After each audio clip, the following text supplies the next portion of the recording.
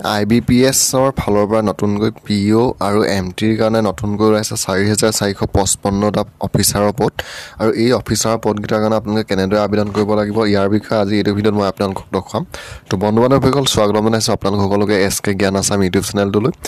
আৰু পদকেইটা ওলাইছে institute of banking personal selection চমুকৈ IBPSৰ ফালৰ পৰা আৰু এই পদকেইটাৰ অনলাইন কৰা লাষ্ট ডেট হৈছে আপোনালোকৰ 21 আগষ্ট 2024লৈকে আপোনালোকে এই পদকেইটাৰ কাৰণে আবেদন কৰিব পাৰিব।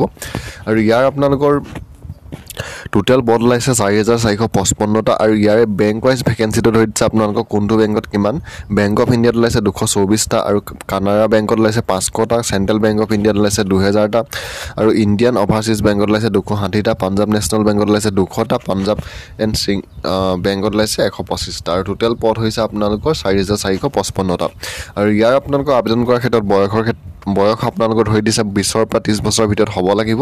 আৰু যদিহে আপোনালোকে SC বা ST হয় তেতিয়া আপোনালোকে 5 বছৰ বেছি হ'লেও পাৰিব, OBC হ'লে 3 বছৰ বেছি হ'লেও পাৰিব আৰু PWD যদি হয় তেতিয়া আপোনালোকে 10 বছৰ বেছি হ'লেও পাৰিব। আৰু শিক্ষাগত অৰ্হতাটো ধৰি দিছে আপোনালোকে গ্ৰেজুৱেশ্যন কৰা হ'ব লাগিব যদি এই পদকেইটাৰ কাৰণে আবেদন কৰিব বিচাৰে।